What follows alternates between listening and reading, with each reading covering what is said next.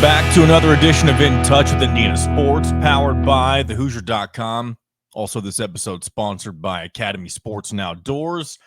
They proudly honor brave military and first responders right now. We'll get more on that in a little bit, but real quick, welcome into today's episode. John Alden with you as always. Got 3 guests coming on today. I think that might be a first for this show, and that is because we are finally entering the territory where there's just so much to cover in so little time being we only have 1 episode per week right now. That is by design, of course, my design.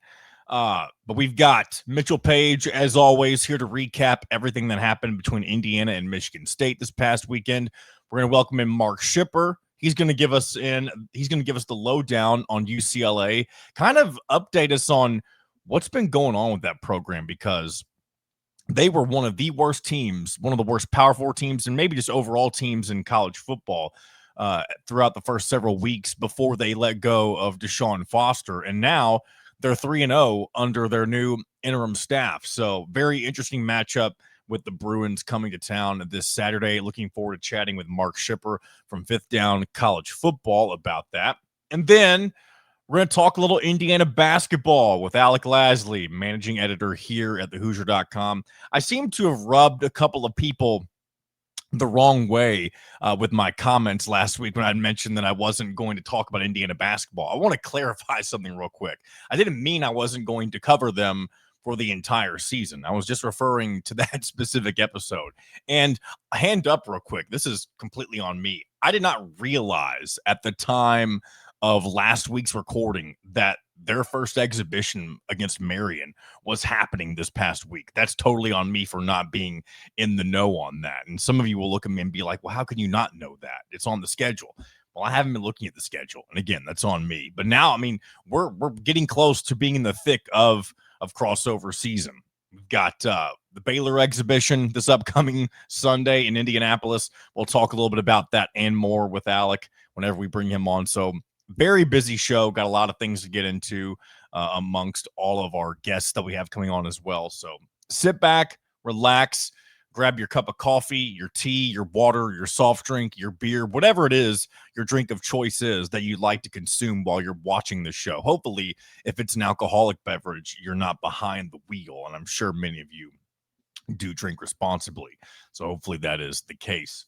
But before we welcome in Mitchell Paige, our first guest, I want to go ahead and tell you a little bit more about Academy Sports and Outdoors and their new promotion going on. They're honoring brave military and first responders for everything that they do to protect our nation and serve our local communities. They appreciate your unmatched dedication and countless sacrifices.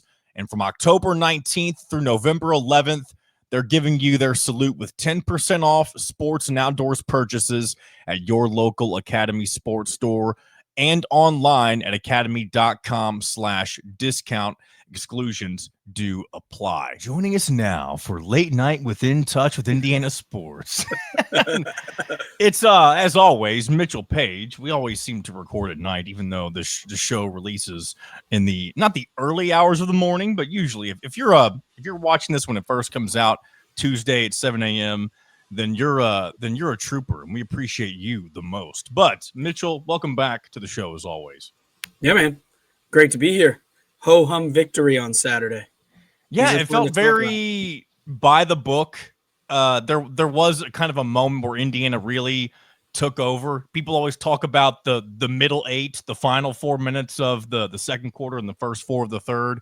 That really kind of felt like the point where, even though Michigan State did some really good things on offense, in particular in the first half, that was when the game kind of got out of hand a little bit, I feel like, for them.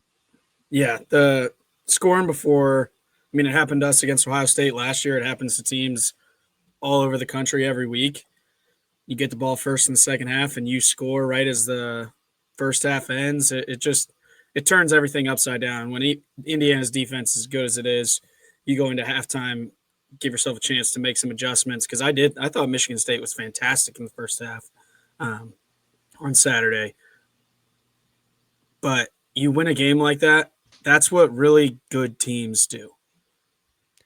Yeah, they just do. It felt like this is the first example. Maybe it's not the first example, but maybe this season it's the first example where you come into a conference game, you know you are the superior opponent, and things just kind of, it seems like things go chalk, right? I mean, yeah, Michigan State was able to do some things that maybe you weren't expecting them to do on offense in the first couple of quarters, but because Indiana has the superior, really, coaching staff, roster, whatever you want to call it. I mean, maybe not on paper. You would think, sometimes those 24/7 charts, or whatever, will say that their roster's like 70th or whatever. But outside of that, Indiana probably would project to win this game in every category.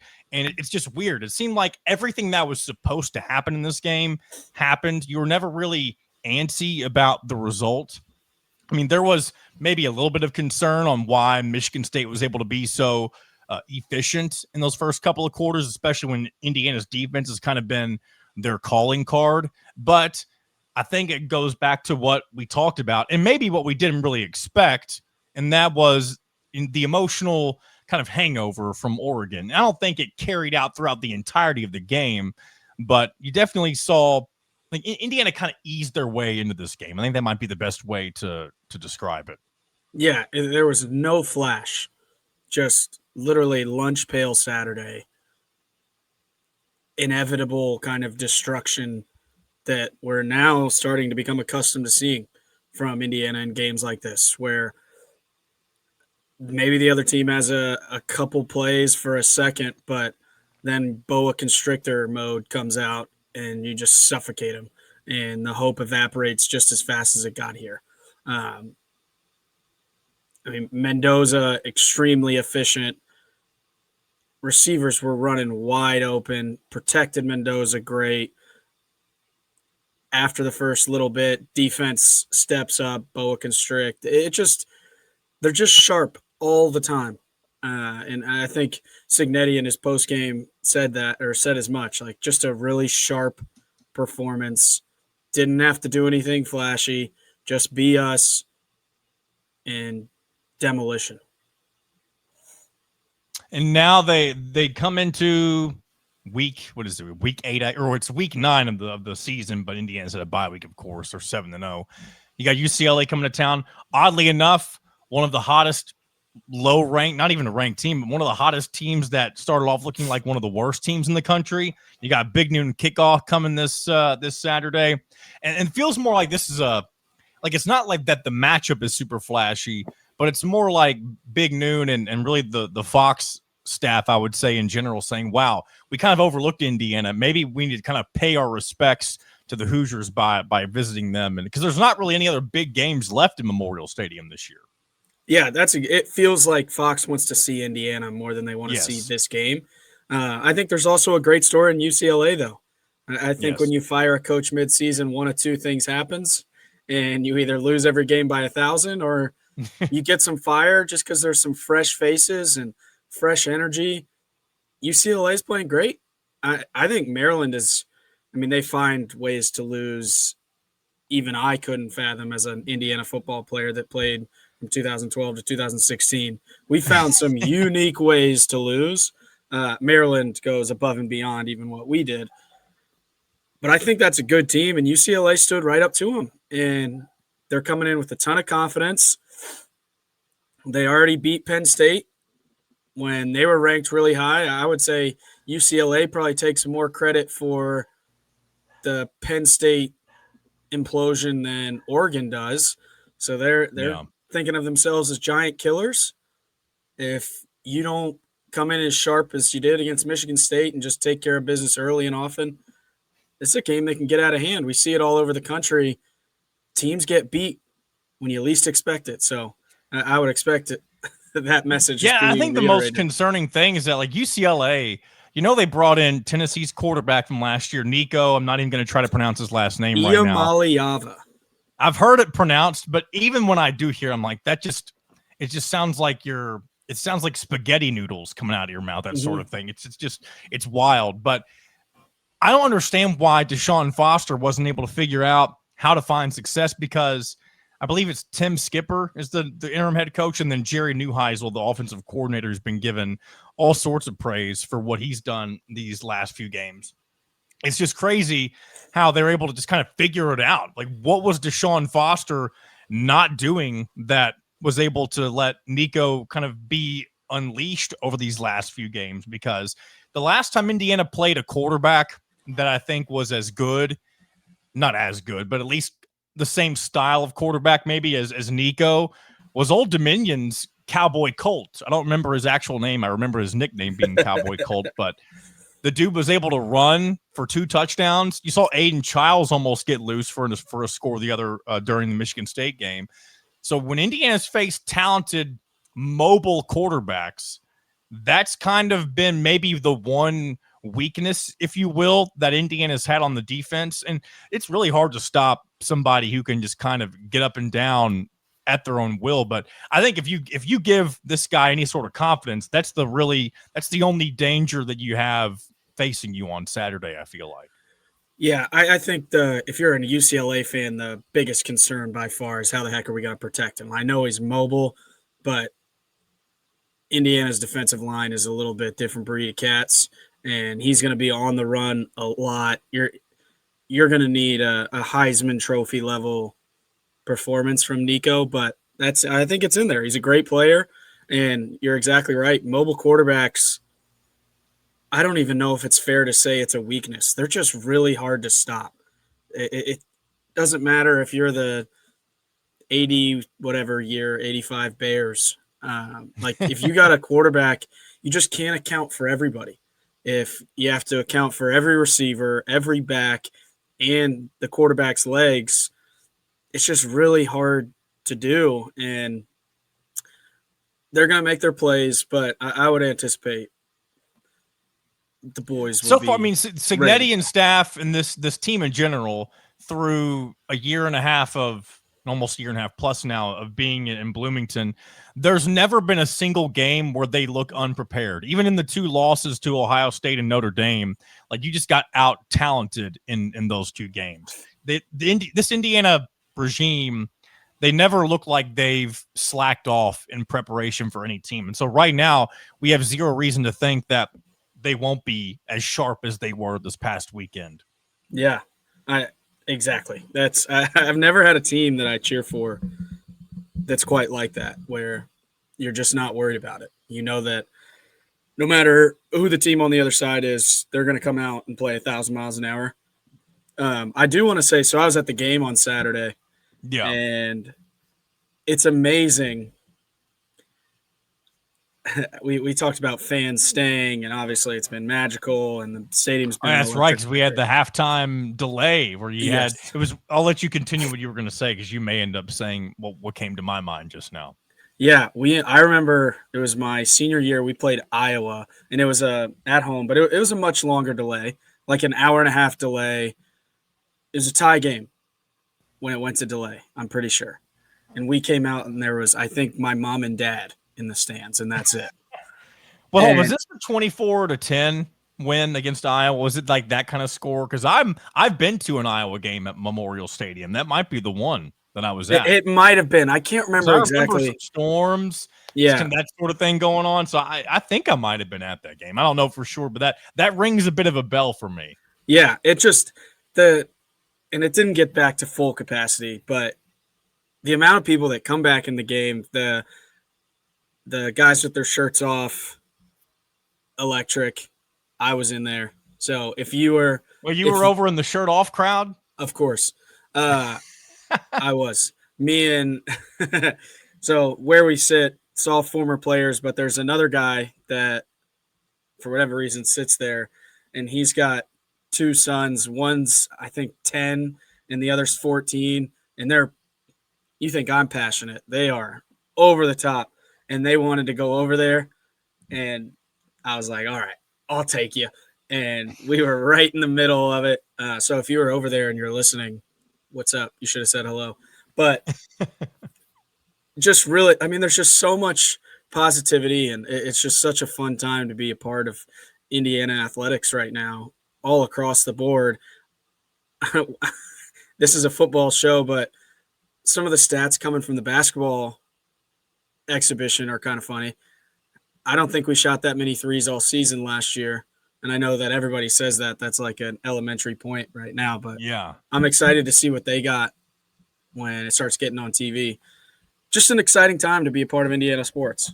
Yeah, it's crazy. You got the new regime in basketball it's not officially underway. Of course, you had the first exhibition.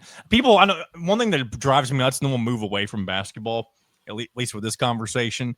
But when people say like, "Oh, this is the beginning of the DeVries era," and they're like, "Oh, Tucker DeVries," like it's so fitting that Tucker DeVries gets the first points of the DeVries era, and I'm like, this game doesn't count. This isn't the beginning of said era. That happens in November when the first regular season game takes place. That's more of just a pet peeve. That's like saying, I was going to say it's like saying that someone getting a touchdown in the spring game is their first touchdown as a Hoosier. Maybe that's not the exact best comparison. It's pretty close. What it reminds me of. It's pretty close. But I was just sitting there thinking as we stayed all night on Saturday and went to the upstairs pub after the game. And yeah, what was obviously it was homecoming. Like how is that for people like you who played on the team? Oh, it's great. I'm just a guy. Do you get any sort of special treatment on homecoming weekend? No. You don't? I'm just a guy. I'm just excited to be around. I'm just surprised they don't like give you some sort of homecoming package, like you get to go and do this special event type thing because of it being homecoming weekend or something like that. I guess I don't know that maybe they do. I don't seek any of that stuff out. I like being just a fan. I'm just like everybody else, maybe a little dumber, but yeah, it was just an amazing weekend. The tailgate fields were packed. I hadn't been there on that side. Maybe it's been like that all the time, but I'm going to keep saying it. It's incredible. And I think there's a mix of like pride and a little jealousy. I would kill to be able to play in front of something like that. Yeah, it's got to be strange. I know you have a text chain with some former players and that sort of thing. Yeah. I'm sure all of you all think the same thing. It's like, wow, what could have been if all the pieces were in the right place at the right time back when you guys were playing? There was a big number of former players at the game this past weekend, and I think that was topic number one. Like, can you imagine? Wow. And my answer was like, no, I can't imagine. This was never even in. Well, imagine being on the field too, like, and you've got the Heisman front-running quarterback throwing balls to you. Like, that has to be something you can't fathom. Yeah, and he's so funny. He moves it's the way he is moving is so unique, but he hasn't, I think we talked about it last week, a hose. I haven't seen anybody. I watched a lot of college football so far this year. There's just nobody that can deliver the ball all over the field the way that he can. The field out routes, field stop routes, the post across the middle to Omar Cooper was insane. Just right on the chest.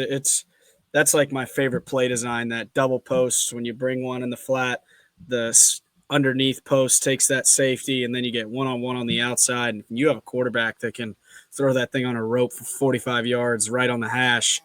It was just executed perfectly. It was about as crisp as I've seen him on offense, and you're starting to see all that identity building, that physicality building from Old Dominion. You're just starting to wear on people, and now that you can do it in a bunch of different ways, they're multiple, and they're so efficient. It's so fun to watch.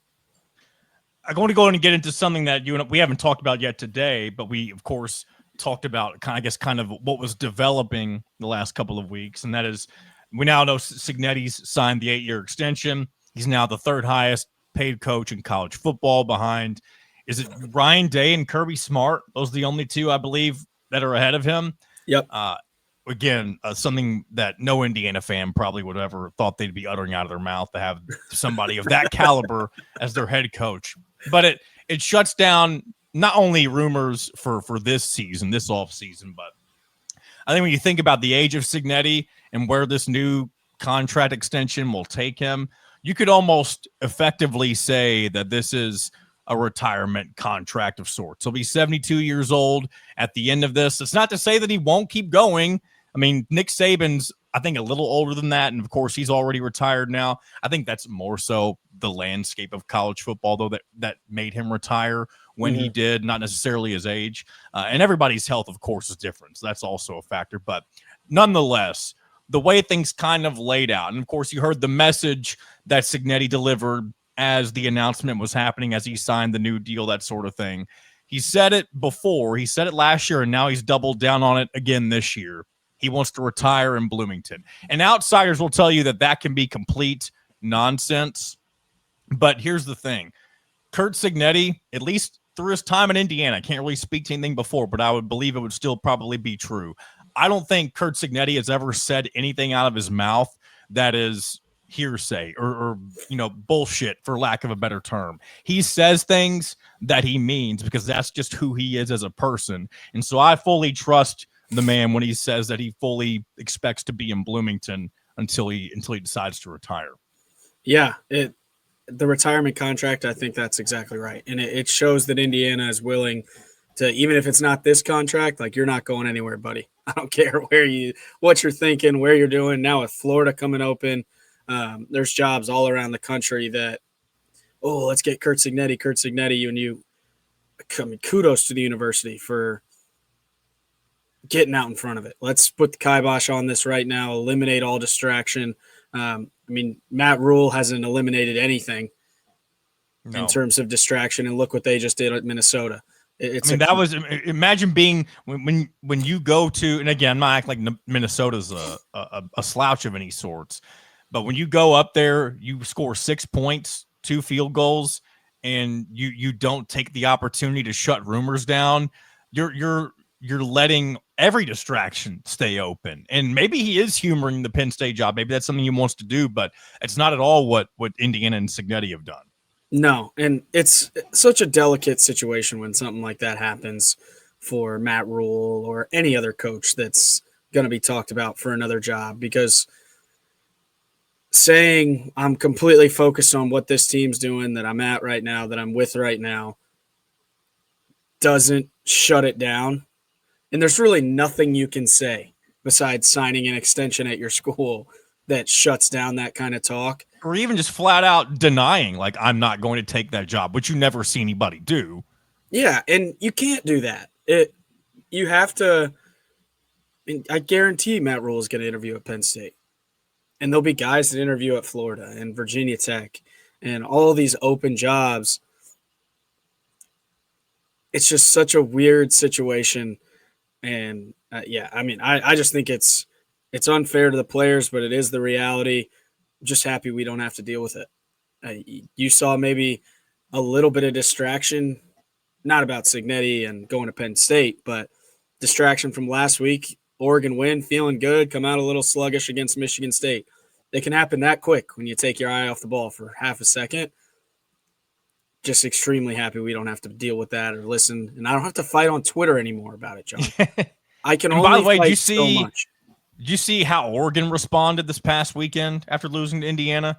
They went to about said something I shouldn't say. They went over to Rutgers, and it looked like the Indiana-Illinois game, as dominant and ridiculous as that. Now, not as bad of a margin, but damn near close, 56-10, and that's exactly what you want to see, of course, if you're Indiana, with the boosting the resume. Really, here's the thing: when it comes to the resume at this point, there's one thing that it needs to happen, or I guess a simple way that things can work out the best way for Indiana. You just take care of business the rest of the way. You're going to play likely unbeaten Ohio State in the Big Ten championship game. And then it's a battle. We talked about this last week too, Mitchell. It's a battle for the 1 seed. I think there's a chance that if one team blows out the other, they might drop down a couple of spots. But I think at this point in time, I don't think there's not a good argument out there that Ohio State and Indiana are not the 2 best teams in the country at the moment. Yeah, there seems to be an agreement that going into this last weekend, there was Ohio State and Miami, and Indiana was kind of in there too. And then there was a gap developing between everybody else where they just kind of punch each other and then punch back and knock each other out. Obviously, Miami getting beat, it's that this is a real sentence. Indiana and Ohio State have established themselves as the two national championship favorites. Like, that's the game that most likely is going to decide it all. If you were to end everything right now, that's insane. But take care of your business. Take care of your business. And I think it's been really cool for at least the people I interact with on Twitter, and maybe there's people out there that don't think like this, but obviously the excitement about national championship, highest ranking ever, Heisman Trophy quarterback, Signetti, this, that. Even fans are talking like, all right, reset, refocus, one game at a time. And it's been really cool to have those kind of interactions, because it's really easy to get everything. And it doesn't matter if we do it. We're fans. We have no impact on the game on Saturday. But I would imagine as a player, I mean, they see all this stuff on Twitter. When you see Mendoza, I believe he said going into the Oregon game, he had all social media shut down the week leading up. Now, maybe that's changed since then, but I would say if you're somebody like Mendoza, it wouldn't surprise me to see him and some of the other star players decide, hey, we're at this point now where expectation has reached this level. Let's shut out all the noise for the last, for the next 8 weeks, however long. It's probably more than that if you get all the way to a national championship, of course. Until this season's over, social media gone. Twitter, Instagram, TikTok, whatever you name, Facebook, MySpace. I was trying to think of something else ridiculous. But whatever it is, you name it. It wouldn't surprise me if you see some of the highest level players taking that level of action to eliminate some of the noise. Maybe that doesn't happen, but it wouldn't surprise me. Yeah, and maybe they do, but somebody on the team's going to show something. And just when you're riding on the bus, scrolling through Twitter, you see your own fans talking about, all right, one game at a time, one step at a time, not national champions yet. Can make it pretty easy to focus about and think about practice tomorrow instead of 7 weeks from now. I don't know. Indiana started as a very immature football fan base, and I was right there with them. Just couldn't believe what was happening last year, and all of a sudden we've morphed into a little bit of grunge on Twitter. At least there's certainly some grunge, but just a mature understanding that there's a long way to go. It's a long season, and we're seeing the best teams in the country get beat by teams they have no business getting beat by every week. There's so much parity in the game. There's good players at every school. I mean, Nick Marsh would start, that wide receiver from Michigan State. He would start on pretty much every college football team in America. A phenomenal player. They're all over the place. And if you don't come ready to play, you're going to get punched in the mouth. Last year, you kind of just alluded to this when you were just saying what you were saying about kind of how the fan base has matured from one season to another. You last year, your word to describe the season was magic. That's what you kept going back to. What is this season as opposed to, because whenever you mentioned magic, and I remember last year, like Indiana was just happy to be a part of the conversation, to have that chance to go to a college football playoff. They were there. We said they were playing with house money. And you could still say that now if you wanted to in the grand scheme of the program and where things have been. But I think when you eliminate just, calling it house money or whatever, like there is an expectation now because Signetti continually doubles down on what he says. There's a big enough sample size to where, especially now when you hear a lot of the outsiders calling Indiana national championship contenders that would refuse to say that last year, and many of them would refuse to even acknowledge them as a playoff team, as much as say that they should have been left out of it, that sort of thing. It's not, it was at that point earlier this season, but since the Oregon game, those conversations are over. And I think a lot of people are realizing that Signetti really is the spitting image of a Nick Saban. And I know he's not, pound for pound the same human being, but the process-oriented, style of coaching and the accountability, not cutting any corners. I guess that's what I'm looking for. I think that is so. There's a reason Nick Saban was the best head coach for forever in college football for a good 10 or 15 years, whatever it might have been. And then obviously Signetti's not going to have that kind of run because he's likely not going to be coaching for that long. But there's a very low amount of coaches that have that level of discipline to be able to do what they're doing week in and week out and create that expectation that it's bled now into the Indiana fans, and that this is why we're here saying what we're saying. You're talking about the one game at a time. It's just wild. I know I've kind of went in circles through all of that, but I guess give me your reaction to kind of, I guess, what I'm describing right here. Well, you asked what my word was.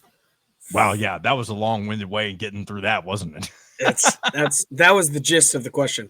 But last year was magic because that's what it was. It felt like lightning struck in the same place 11 straight times, like just electrifying. This year, it's just been suffocation. That's the word that comes to my head. Like that's the way that it feels like we play. You're just not getting away from us, and you'll never get up. That's what the best teams in the country do. That's what Ohio State's done to people for years. That's what Georgia's done to people. They just are sharp. They're always where they're supposed to be. They're prepared. And as the game goes on, they get farther and farther away and hold you to less and less and less and suffocate you till you're dead. And it feels like that's appropriate. It really, they suffocate teams. And I cannot imagine what it's like to be on the other side of that. Yeah, you didn't see it quite as much. I mean, you did see it this past weekend. It was a lot more subtle. But, I mean, when you think of the Nebraska result, when you think of the Illinois result, the Purdue result. I think suffocation is more what we did to Michigan State. There was no flash. There's no block punts. That's like a quick death, a stab you in the heart death. What we did to Oregon, what we did to Michigan State, those are suffocating deaths that are long and slow. And it feels like I might get away. I might get out. No, you're dead. It's the games where Indiana plays so perfectly. And again, it wasn't a perfect game, of course, but they played their style of game. And if you're a Michigan State, you know you also have to play perfect or you're going to lose. That's just how it's going to be. And the moment that they quit playing perfect was the moment the game was over for them. It was over. You can only play perfect for so long. We're going to suffocate you. Even if you do, you still probably won't win if you play perfect. And that's how Ohio State, that's how the elite teams do it. And that's why Indiana is at the level that they are now, because they can do what so very few teams in college football can do. And that is play their game for a full 60 minutes of football, and there's not a lot of teams that can do that in any way, shape, or form. And it's every single week. To speak a little on the Saban era or Saban-esque nature of Signetti, there's a lot of coaches that can do it for a couple games in a season. You really get after some people 6 or 7 times in a year. But you're going to have a game where you just kind of are sleepwalking. I'm thinking about Ole Miss at Washington State. Just far superior. There's no way this team can beat you. In a scenario like that, at Ole Miss and at a ton of other places around the country, the team's sleeping. And you out-athlete your way to victory. What Indiana does is what Indiana just did. And it's so hard to get a team to do that every single week. And it's truly all coaching. You obviously have a lot of player buy-in. I can't imagine how much time those guys are spending in the facility, being around each other, watching tape, talking about practice, talking about this, extra reps. I cannot imagine the activity that's going on in there. It just is I just want to be a fly on the wall for a day, see some of those guys, how they work, because they're so in unison. But to continually do that when everybody's telling you you're so good, it's so impressive. There's really nothing like it happening around the country outside of Ohio State, probably. This is the last thing I'll say, and I'll try to make it brief, and then we'll wrap this thing up. Okay. If Indiana, and this is, again, we're allowed to get ahead of ourselves, like you said, because we are not players, coaches, whatever. If Indiana does, what I'm sure many people, honestly, even myself included, we'll just call it the unthinkable, and that is win a national title, which I do think they can do. It's just weird to say that out loud. Yeah, I haven't got there either. Yeah, this will go down in college football history as one of the wildest 2-year spans that has ever existed in college, not even just college football, but in college sports. This will be a first of its kind thing to have happened. I think if that happens, we've gone beyond college football. That's in all of sports history. One of the most amazing stories, turnarounds, whatever you want to call it. That's what we're dealing with. If this has happened, never. Maybe, but I haven't done a ton of the research on the Kansas State Bill Snyder era. It sounds like I've heard them mention that a lot. That was over the course, I think, of 3 or 4 years before where he got them where he wanted them to be, that sort of thing. Yeah. It felt like it took 8 seconds, and all of a sudden we were just the best team and one of the best teams in the country last year. And now we are like number one or number two, and it's not close. Yeah. It feels like it could never happen to us, but here we are. Here we are. An electrifying time to be a Hoosier fan. 5 wins away from an unbeaten regular season, from first ever participation in the Big Ten championship game, and everything after that could have their first. I mean, you get everything that comes after that will be first. I mean, there's already so many firsts that are continuing to happen. You know, the first ever back-to-back 7-0 starts, I believe, is where we're at right now. There's so many things that are still to come, and we're going to save it all for our future episodes. Hopefully, Indiana continues to take care of business as we've been talking about. But Mitchell, appreciate your time as always. I'm sure we'll be back at Memorial Stadium again this Saturday. Of course. A big thanks, as always, for Mitchell Paige's knowledge, insight, reactions, all the good stuff that he brings to In Touch with Indiana Sports each and every week. And it just gets more fun as the Indiana football team continues to do great things week in and week out. And hopefully that will continue this Saturday when they welcome in the surging UCLA Bruins all the way from California to the friendly confines of Merchants Bank Field at Memorial Stadium. And to talk more about that matchup and more about what's going on with the UCLA football program, we've got Mark Schipper of Fifth Down College Football coming up next. But before that, I've got to introduce a new partner with us this week. That is BetMGM. When you join BetMGM, you get access to a variety of parlay selection features like same-game parlays, live betting options, and more. If you have not signed up for BetMGM yet, use the bonus code ON3, and you will get up to $1,500 first bet offer on your first wager with BetMGM. Here's how it works. First, you'll download the BetMGM app and sign up bonus code ON3 that I mentioned previously. You'll deposit at least $10 and place your first wager on any game. Then you'll receive up to $1,500 in bonus bets if your bet loses. Just make sure you use the bonus code ON3 when you sign up. Make this college football season one for the history books. Make it legendary. And then here we go. I've got to do this disclaimer. See BetMGM.com for terms. 21 plus only. U.S. promotional offers not available in New York, Nevada, Ontario, or Puerto Rico.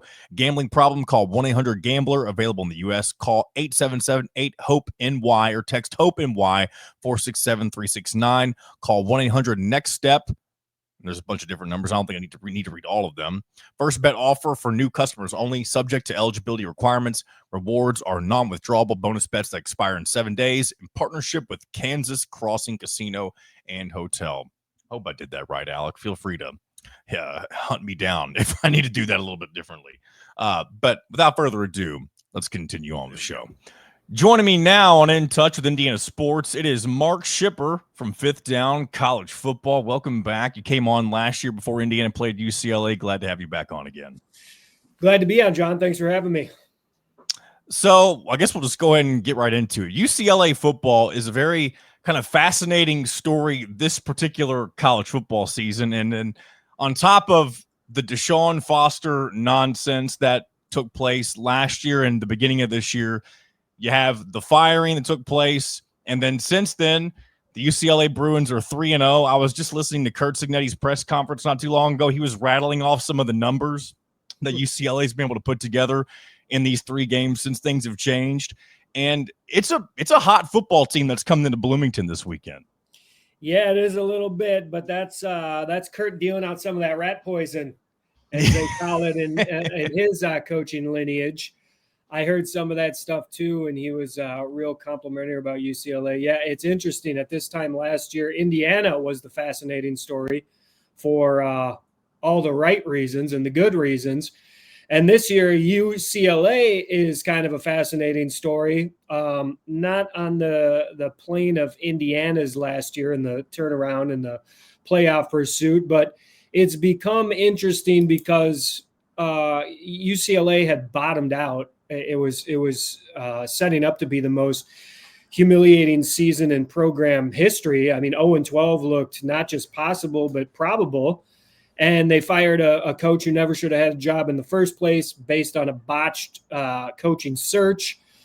They brought in a new guy. They empowered Jerry Neuheisel, who's a UCLA lineage guy. His dad won a Rose Bowl at UCLA, coached at UCLA. Jerry quarterbacked at UCLA. He's been on the staff for a long time. He's claimed and he's spoken a few times over the years about ideas he had for UCLA's offense and offensive football. And he said, finally, people are listening to him and he's getting to call plays, and it's gone extremely well. So the turnaround's a little bit of a mystery just in terms of the extremity of the rebound, the bottoming out to now they're sailing above the clouds after 3 straight wins. So it's not an easy thing to explain, but the enthusiasm level has stayed high. Not a single guy transferred out of the program when Foster was fired, so they're all happy to be there.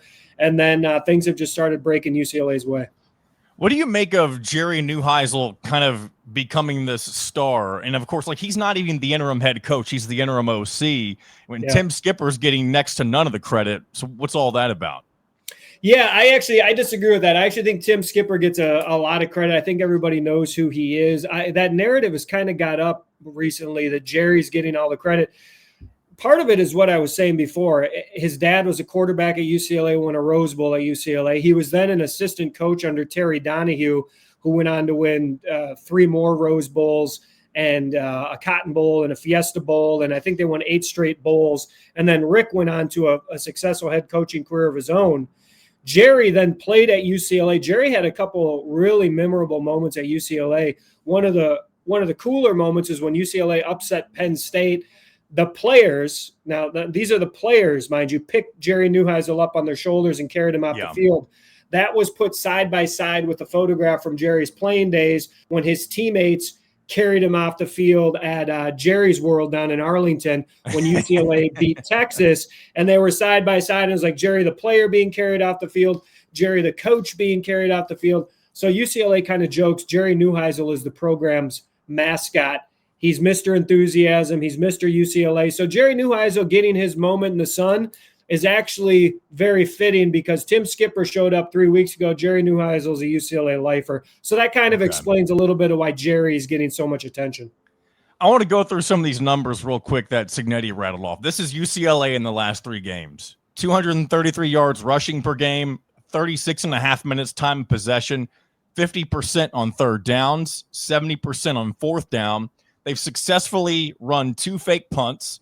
They're outscoring teams 58-17 in the first half, and they're averaging 33 points per game. That is, I mean, that's against Michigan State, UCLA, and Maryland, all 3 in different ways.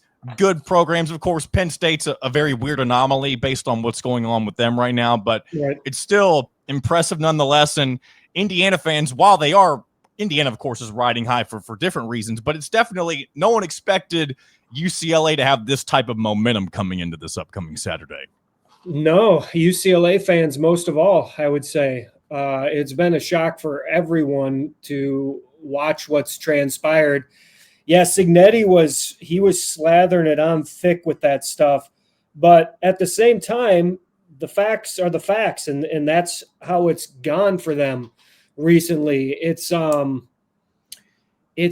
it's interesting because UCLA hired Tino Sunseri away from Indiana in the offseason, and everyone figured Sunseri would bring some of what Cignetti was doing to UCLA, and it would take off. UCLA got Nico Iamaleava in the transfer portal, and it was one of those classic situations where something that seemed destined to work for some reason didn't work at all. And Sunseri's system was just not working. It didn't fit personnel. They couldn't figure it out. I'm not exactly sure. But what Jerry's been running has played to the strengths of what UCLA has on its roster, and it's just been extremely effective. But I will say last week when they beat Maryland, the offense had a very off day in multiple facets, and UCLA's defense found a way to keep the team in the game and to grind out a victory. So for UCLA people, I think it was nice to know a hot offense won them a few games, but when the offense hit a cold spot, the defense was there, and they won a real grinder, a real ugly game. So they've won a couple of different ways. One thing that concerns me, and it's really been the one thing that's concerned me for this Indiana football team at any point this year, and that's anytime they've faced a mobile quarterback, which is really only two specific instances. Old Dominion's Cowboy Colt. He ran for 2 75-yard touchdowns against Indiana in the first game of the season. And then you also had this past week in Aiden Childs. He didn't get a touchdown, but he had a big run that he broke away in the second half. Excuse me. Nico Iamaleava, hopefully I pronounced that correctly. He's somebody who's also mobile. And again, if the UCLA momentum can bleed into Bloomington for the Bruins this Saturday, especially with kind of the hot starts they've gotten on in some of these games, I think that's a recipe for a little bit of danger potentially on Saturday. I think it's 24.5 point spread right now. That definitely seems very high, all things considered right now. But it's definitely something that's the primary thing that concerns me when it comes to what UCLA brings to the table this weekend. Yeah, I think it should be, and it has to be that the mobile quarterback over the history of football has been the one. What does John Gruden call it? The Joker card, the X factor, the wild card, whatever you want to call it. We saw Nick Saban's unbeatable Alabama teams get beat by teams with mobile quarterbacks, Cam Newton, Johnny Manziel, a couple, scant few other examples. But those scant few examples basically always happen to Alabama, those losses, with a mobile quarterback. So, and the reason is because you can play your defense perfectly on a given play. You can have everything covered. But if you've got a quarterback who can escape a tackler or two and all of a sudden find open field, he can pick up a lot of yards. Or if he can keep a play alive, he can throw downfield and make it very difficult for cornerbacks in the defensive backfield to cover for 4, 5, 6, 7 seconds, and all mayhem can break loose. So I would say if UCLA is going to give Indiana a test, and it's highly unlikely that they do, but if they do, it'll be probably because of mobile quarterback play, probably because of some Indiana turnovers or mistakes, and just, again, some breaks going UCLA's way. What do you think went wrong ultimately for the regime that has recently passed for UCLA? Obviously, you mentioned everybody is still intact. Nobody went in the transfer portal, and all of a sudden this new staff has figured something out. Was there just a lack of anything? Was there just I've made the comparison for UCLA football to what Kenny Payne with Louisville men's basketball a couple of years ago. That's obviously a story basketball program that went into the dumps for a couple of seasons to historic levels, kind of what UCLA football saw the last season and a third, if you will. So what is it that what was going wrong? Was it 2 or 3 different things? Was it one particular person? I've seen you mention the athletic director a few times. I'm sure that's part of the involvement. I'm curious what your thoughts are. Yeah. The athletic department at the top tier sports, the revenue generating sports, men's basketball and football, the athletic director is over his skis, to use an expression. He's out of his league. It's too much for him. He's not a good athletic director. He's not in control of the department. Basketball coach and he have a terrible relationship. And he hired Deshaun Foster after a really kind of bogus 72-hour search, a mandate he put on himself for mysterious reasons. Deshaun Foster had moved on to the Las Vegas Raiders. He was a running backs coach. he was getting no looks as a head coach. He was called back. He was put in charge of the program. Deshaun Foster he's a UCLA running back hero. He was a great player for the program. He's not a head coach. It was above his executive level. He was incapable of running a program. He wasn't a good communicator, as people saw at Big Ten Media Days. He wasn't a long-term planner. He didn't know how to bring discipline to a team. It was really it started at the top with the AD, and then it started at the top with the head coach, as it was just a disorganized operation. It was not a well-functioning corporate system within the football program. And so they weren't practicing well, they weren't preparing well. And then when they got on into the games, clearly they weren't playing well. So it really was, with due respect to Deshaun Foster, it was an incompetent, overmatched coaching staff that was just not prepared to compete at this level. Now, we've talked a lot about a lot of the good things that UCLA has done over the last 3 games since things have changed. What is still some of their primary issues that you've noticed? Well, it's not a deep team.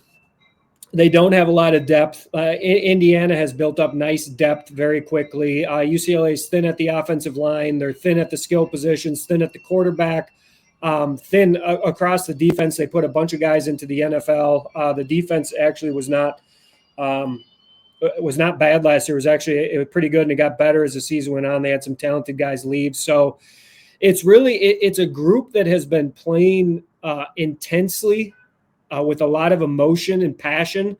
They've been playing for each other, almost just Musketeers style, all for one for all. But it's not a deep roster. And I would not call it UCLA generally, even when UCLA has poor teams and poor seasons, they generally have a lot of talent on the roster. It's amazing. A UCLA team will look very mediocre all year, and they'll put 5 or 6 guys in the NFL. And they've done that consistently forever. And I would say that this roster right now is not particularly talented. So it's, that's what I would say would be a weakness of the team. I feel like one thing that Indiana's done pretty well, especially the last couple of games, and in 2 different fashions with Oregon and Michigan State, they do a good job at kind of just being suffocating. They do a lot of things right, and you didn't necessarily see this from the defensive side of the ball against Michigan State, but you did against Oregon. The defensive line wreaks all sorts of havoc, whereas opposed when you get to the Michigan State game, it felt like everything was clicking offensively on all cylinders, where that's part of what this new Curt Cignetti regime has done with Indiana. It seems like they're always prepared, no matter if the opponent is somebody like an Oregon or somebody like a Michigan State. And I do believe Indiana will be prepared for whatever UCLA brings to the table this Saturday. But you still can't deny the fact that this is a very unique situation coming into Bloomington. How do you foresee this game playing out? I'm not necessarily asking you to give a score or anything, but how do you think this will kind of go down this weekend? Well, when I look at Indiana, I would agree they're just well coached, well prepared. The coaches know what to look for when they're scouting the opposition, and then they know what to get their team ready to do on the field. So I agree, Indiana's going to be ready to go. When I look at them, it's such a balanced operation. They're number 4 nationally in scoring offense, and they're number 4 nationally in scoring defense. So they score around 44 a game. They surrender around 11 a game. They have a huge number of sacks. I believe they're 3rd nationally in the number of sacks they've got this season. So, for me, what I foresee is Nico likely running for his life back there. He's going to have to make plays. He's going to have to get the ball out quickly. If he can't get the ball to receivers quickly, maybe take advantage with some screen passes, some options to use Indiana's aggression against it a little bit. The offense is going to struggle. Everybody struggled to score in Indiana. So UCLA is going to need a play to break big or something along those lines. And defensively, they're going to have to get some turnovers. They're going to have to make Indiana make some mistakes. They're going to have to give the offense extra possessions. And barring that, man, just get in the way, try to slow it down a little bit, because if Indiana gets rolling, Mendoza gets rolling, the running game gets going downhill, Indiana can score so many points so quickly. we watched them totally swamp Illinois, and Illinois is a better team than UCLA this season. So if Indiana goes like that, it's going to be very difficult. So UCLA just get in the way as much as possible and hunt that football. Before I let you go, anything you want to promote? I know last time I had you on, you were talking about the book that you've been writing. Is that come out yet, or is that still in the process? Nope, that's still in the process. That's coming. I'm getting very close on that. I'm excited about that. So that's what I'm into. Find me at Fifth Down CFB on Twitter. You can go to fifthdowncfb.com if you want. Drop your email in the box. I got a newsletter where I keep people posted on that book. But for college football fans, I traveled the country, went to the sports major rivalry games. I'm going to tell the story of this sport, how it fits into American history and culture, and take you on a travel journey. So I think for college football fans, they will enjoy that book a lot, and it's inbound. Mark, I appreciate your time and your insight. And I say this to all the guests that are for the opposing opponent. I would say good luck, but that would mean I want my team to lose. But I hope it's a good game this Saturday. Yeah, I do too. I'll tell you what, I'm out here in Chicago, and I may take a look at some last-minute tickets and think about driving down there just to soak it in. So, yeah, spirited competition out there on Saturday. I'm hoping for it too. A big thanks to Mark for coming on and giving us the lowdown on everything going on with the UCLA football program, and should be a good game this Saturday. Hopefully not too close for comfort. I do have full faith in Curt Cignetti's staff and the roster to take care of business. I mean, like Mitchell and I were talking about earlier, so far through this first year and a half of this new era of Indiana football, the staff has never given us a reason to doubt that they won't be prepared for teams in games like this. So I'm looking forward to seeing how things play out this weekend. All right. Transitioning to basketball now, we're going to welcome in Alec Lasley here, and we're going to talk about the previous exhibition that took place this past weekend, the demolition of Marion, and really just the first look at this new era of Indiana basketball. Darren DeVries at the helm, an entirely newly constructed roster, not a single player from last year's team, and we've seen it work at different programs like Louisville and Kentucky, as I mentioned in the past, and we'll see how Indiana's iteration of starting from scratch works out this season. So let's go ahead and continue or begin this conversation right now. Joining us now for the first time in quite some time, I believe, it's managing editor of thehoosier.com, Alec Lasley. Welcome back to In Touch with Indiana Sports, my friend. How's it going, John? It's going good. I'm having fun with this current Indiana football season. Obviously, now we're about to get into the thick of what is affectionately known as crossover season, where you got football and basketball. And for the second year in a row, all eyes will be on both programs, something we're not really used to in Bloomington. So very excited to see not only how the football team finishes up, but how this new era of Darren DeVries is going to go in year one. Obviously, you've already had one exhibition matchup against Marion, dominant 107-46 win. But of course, that is more or less a glorified scrimmage, if you will, but it is against somebody other than yourself. But either way, it's a good unofficial start to the Darren DeVries era.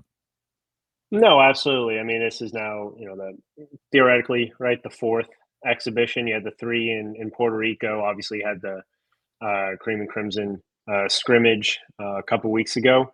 There was, ended up being cut short because of the Josiah Miles major cramping at the end of there. But, they're really the first time that a lot of fans were able to see what this Indiana basketball team, will kind of look like. Now, obviously, Nick Norn didn't play, Jason Drake didn't play, Alexa Ristich didn't play, Josh Harris didn't play because of injuries, right? So you had a limited roster in terms of what what your rotation theoretically will look like this season. And Darren DeVries talked about that, heading into it, just that some of the things that they would like to do from a rotation standpoint or from a lineup standpoint, they just wouldn't be able to because they just don't have the bodies at this point. And they're probably going to start the season here a little bit limited from that standpoint. Probably only about 7, maybe max 8 from a rotation standpoint, but wants to get closer to around definitely 9, if not 10, when they're fully healthy, right? So you didn't see as much from a kind of lineup versatility aspect that you wish you probably would have been able to see, but that's the case in some of these preseason exhibitions. But now you move into a next exhibition against Baylor here, where you're probably going to see a little bit more from an Indiana perspective, and you're also going to get a lot more from an opponent perspective, right? I mean, Marion just doesn't have the size, the skill, or just the talent, right, to compete with Indiana. And the one thing that I think you can take away from that exhibition is Indiana didn't just settle for the easy twos at the rim, right? I mean, they really ran their offense, they ran their sets, they ran what they want to, and that is taking a lot of threes, shooting a lot of threes, and kind of living and dying by what they can do out on the perimeter. I think they made 12 threes right in the first half, or 12 of 20. Ended up, limiting a little bit of that in the second half. I think added just 3 threes there in the second half, but finished 15 of 30, right? And now you're really starting to see, what this team is from a true shooting perspective. I mean, they made on average 9 threes in the 3 exhibition games in Puerto Rico. They attempted 27 a game, right? Then you go to the scrimmage, obviously a much different setting playing against each other, but they made I think it was 12 threes in 19 minutes. Then they finished 12 close to basically shot about 45% in that setting, and then again on Friday 15 to 30, right? So you're this team led by Lamar Wilkerson from a shooting perspective. Tucker DeVries has looked really well now that he's had a full healthy offseason, and really I think since he got back from Puerto Rico, has really kind of settled into what his role is going to be as well. He hit 5 threes. Right, Trent Sicily, a major bright spot, I think, so far in this limited kind of 4-game setting that we've been able to see, and even in some of the practices that have been open to the media as well. But his ability to stretch the floor and be a very, very consistent shooter is I think a very nice development. And then you throw in the shooting ability of Tatum Connerway. That I think is something that not a lot of people were expecting, right? A sub 30% 3-point shooter last year. Not a guy who needs to shoot a high volume, also not a guy who's going to shoot a high volume, because you have that from 4 or 5 other guys. But he's been right around, if you combine all of the live settings that they've had from a kind of preseason standpoint, he's right around 35-36%. And if he shoots that this year, on close to 2.5, 3 attempts a game, right, that's just going to be a much more added boost to what you have from a shooting standpoint. And it's exactly what this team is set up to be. It's exactly what Darren DeVries is recruiting for and setting his roster up to be, and that's shoot a lot of threes, play in open space, play quick, and get a lot of shots up. And that's exactly what you saw on Friday.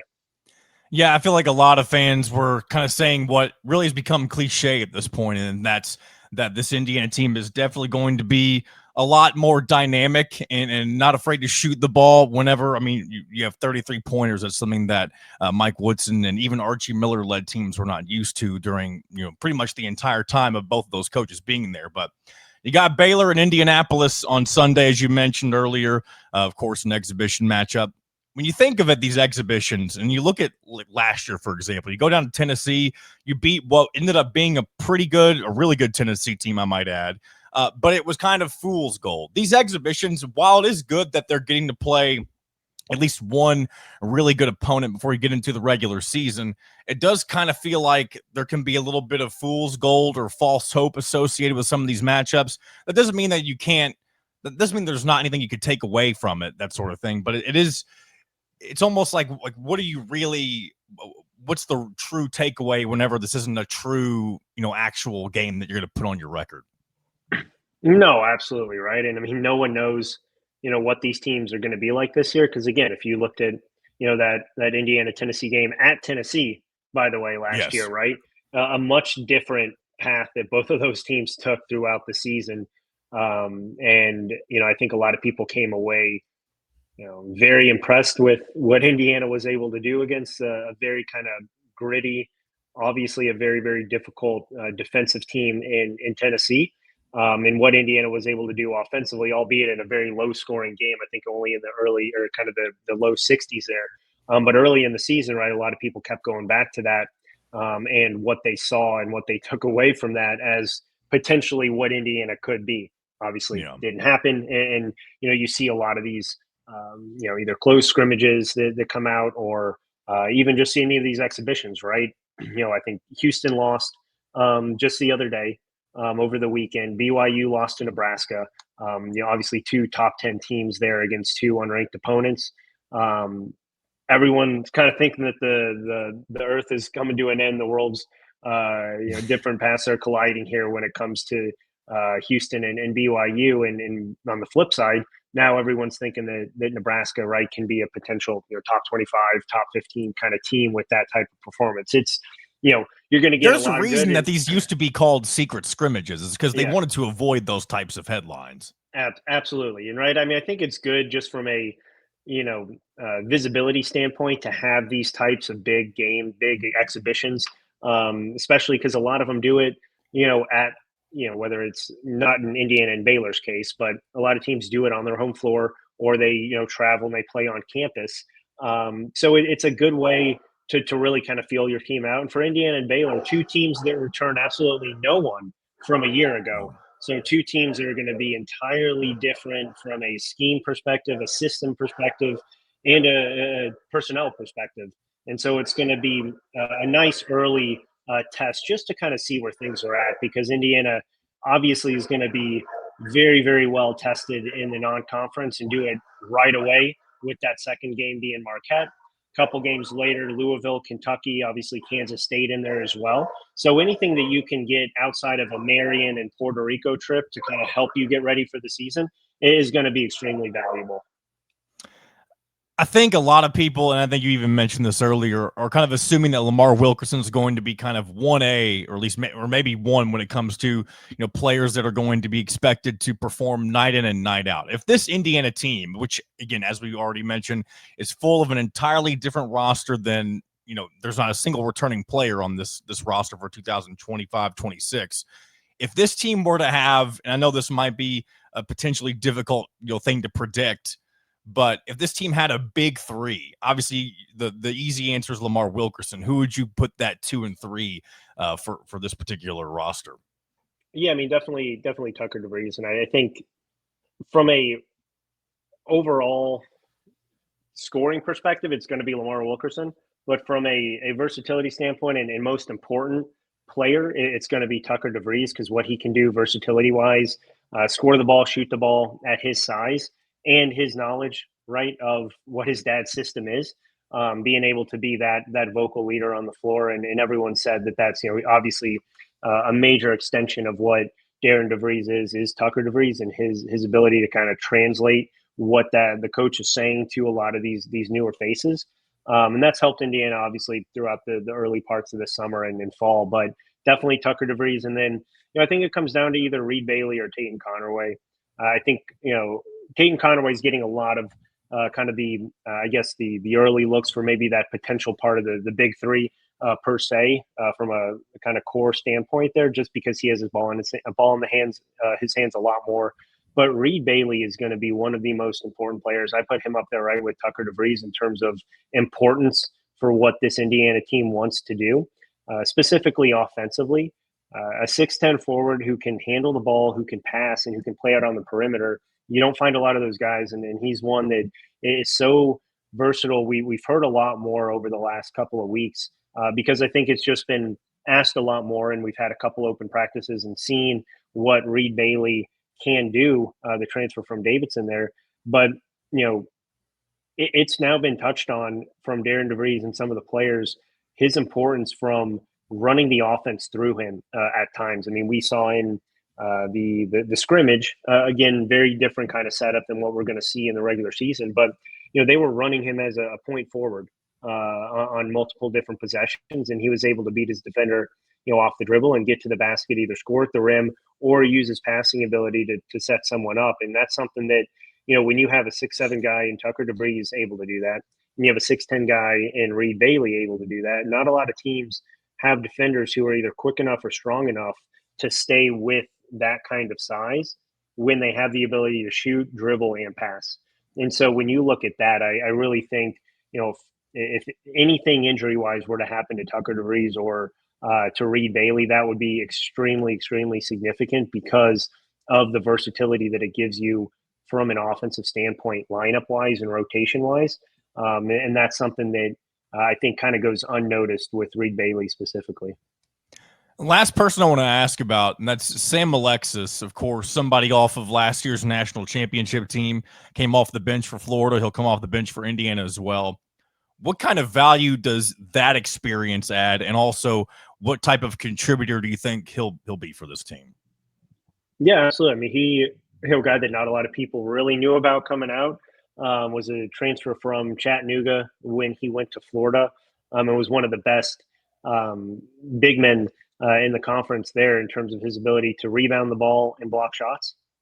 Big physical presence, right? Pretty much the only physical presence that Indiana has from a forward standpoint. Reed Bailey more of kind of an athletic, non-traditional big, and then Josh Harris is more of kind of that pogo stick from a athleticism standpoint, but a guy who really hasn't seen the floor a whole lot, much younger, and is dealing with an ankle injury right now too. So you look at Sam Alexis and his leadership from knowing what it takes, right, to win a national championship, being in that locker room with Florida and being able to practice against one of the best, if not the best front court last year, I think is something that, not a lot of people really kind of expected him to come in and put up big numbers, but he's been one of the most consistent players in those 4 exhibitions, the 3 in Puerto Rico and then on Friday. I think he has 3 double-doubles in those 4 exhibitions, and his ability to really play off of the pick and roll and get downhill and get into the paint and score into the paint is something that Indiana doesn't have a lot of from a forward perspective. And so he gives you that on both ends. He had better numbers percentage-wise from offensive rebound standpoint and block rate going back to his last year at Chattanooga than Trace Jackson Davis had in his career at Indiana, and even what Kalil Ware had his 1 year at Indiana too. And those were 2 of the best offensive rebounders and shot blockers in the Big Ten through the course of their 10 years in the Big Ten. So he's not going to be putting up major numbers, but I think in the details, he's a guy that's going to bring a lot from that physical standpoint in the paint on both ends. Alec, is there anything coming up with the Hoosier.com that you want to let the good folks know about? Yeah, obviously we'll have a deep dive into Baylor a little bit later this week. On threes, Joe Tipton was actually able to get out to a Baylor practice here this summer, so we're going to have a full in-depth Q&A of what he was able to see in Waco and get a little insight into potentially what some of these matchups could look like on Sunday when Indiana takes on Baylor. So that's obviously kind of on the forefront of anyone's mind from an Indiana basketball standpoint. And then obviously, as we touched on, kind of at the start, once again, big football weekend in Bloomington. Obviously, UCLA coming to town, one of the hottest teams across all of college football at this point, but a vastly, vastly different team and vastly improved team from the initial couple of weeks here with interim coach Schipper there. So should be a fun matchup as well. Alec, I appreciate you giving me a few minutes of your time. I'm sure we'll check in a few times throughout the upcoming basketball season, but enjoy the rest of your day, and we'll talk again soon. I appreciate it, John. You have a good one. A big shout out to Alec for coming on the show today. Really knowledgeable on this new roster already, with so many new pieces and so many things to kind of digest and figure out what's going on with how different players will mesh together in this new system. Appreciate all of Alec's info.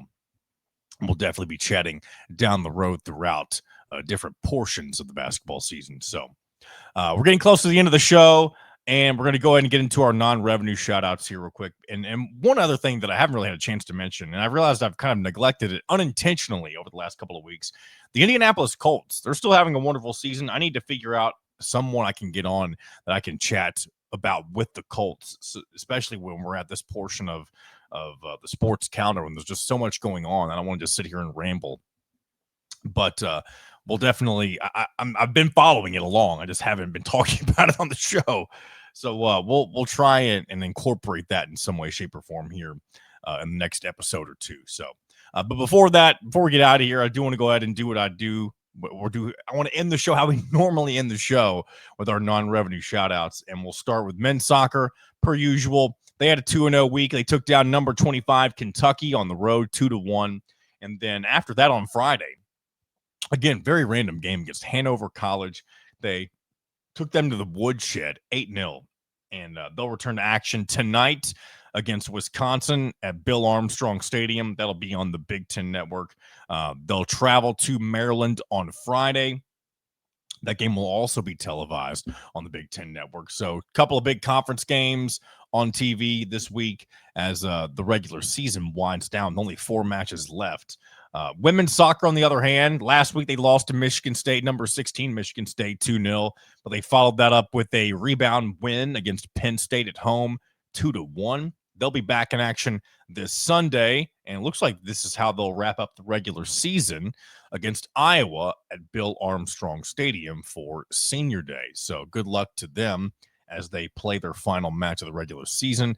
And then checking in with women's volleyball, having a terrific season. An unfortunate result against rival Purdue this past Thursday, number 12 Purdue this past Thursday. They lost 3-1, but they did bounce back at home, welcoming Ohio State. They won that game 3-1, and then they'll welcome in this week on Friday, number 20 Minnesota. That game will be televised on BTN, 6 o'clock. And then they'll also welcome Northwestern this Sunday, 1 o'clock. That game broadcast on Big Ten Plus. So there's your non-revenue shout-outs. There's the end of today's show. Appreciate you guys sticking around. Hope you guys enjoyed yourselves. We'll be back next week to do plenty more.